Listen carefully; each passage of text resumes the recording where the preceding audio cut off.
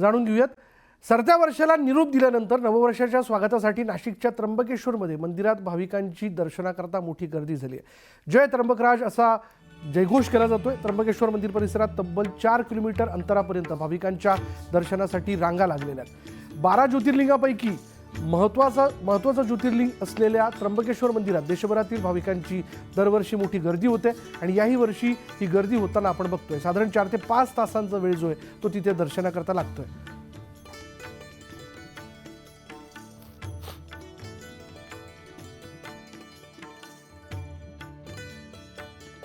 नववर्षाच्या पहिल्याच दिवशी नाशिकच्या त्र्यंबकेश्वर मंदिरामध्ये भाविकांची अलोट गर्दी झालेली आहे। मी आता त्र्यंबकेश्वर मंदिराच्या गाभाऱ्यामध्ये आहे आणि याच गाभाऱ्यामध्ये नतमस्तक होण्यासाठी देशभरातून हजारोंच्या संख्येने भाविक जे आहे ते त्र्यंबक नगरीमध्ये दाखल झालेले आहे। यंदा मंदिरामध्ये साधारण किती लोक पहिल्या दिवशी दर्शन करतील असा अंदाज आहे?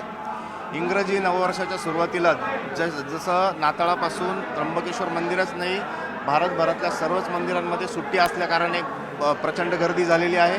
त्याचप्रमाणे त्र्यंबकेश्वरला देखील आद्य ज्योतिर्लिंग असल्याने भाविकांची प्रचंड गर्दी आज नवीन वर्षाच्या सुरुवातीला 1 तारखेला प्रचंड म्हणजे जवळपास 1 लाखाच्या वर भाविक त्र्यंबकेश्वरमध्ये दाखल झालेले आहेत। त्र्यंबकमधील सर्व हॉटेल्स देखील बुक आहेत। आत्ता सकाळी 5:30 वाजेपासून प्रचंड गर्दीचा लोट त्र्यंबकेश्वर मंदिरामध्ये उसळलेला आहे। तरीसुद्धा भाविक ओम नमः शिवायच्या गजरामध्ये नवीन वर्षाचं स्वागत करत आणि त्र्यंबकराजाचं भक्तिपूर्वक दर्शन घेत आहेत। आणि त्र्यंबकेश्वर देवस्थान ट्रस्टमार्फत सगळ्या सुविधा, पाण्याची सुविधा असेल, दर्शन बारीमध्ये कोणाला अडचण आली ॲम्ब्युलन्सची सुविधा देखील सज्ज आहे आणि इतर सर्व सुविधांनी त्र्यंबकेश्वर देवस्थान ट्रस्ट भाविकांची काळजी घेत आहे।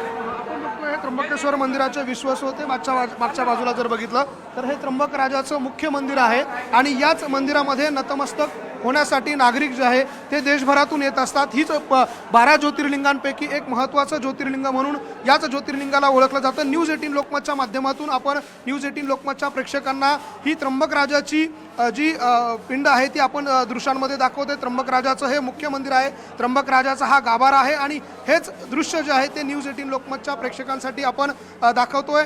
आणि नाशिकच्या या त्र्यंबकेश्वर मंदिराचं विशेष असं महत्त्व आहे। 12 ज्योतिर्लिंगांपैकी एक महत्त्वाचं ज्योतिर्लिंग म्हणून ओळखलं जातं आणि याच शैव नगरीमध्ये दरवर्षी कुंभमेळा, दर 12 वर्षांनी होणारा कुंभमेळा देखील भरतो आणि म्हणून त्र्यंबकराजाच्या या मंदिराला विशेष असं महत्त्व आहे आणि म्हणून दरवर्षी नववर्षाच्या स्वागताला नववर्षाच्या पहिल्याच दिवशी त्र्यंबकराजाच्या चरणी लीन होण्यासाठी देशभरात ते भाविक मोठ्या प्रमाणात मंदिरात गर्दी करत असतात।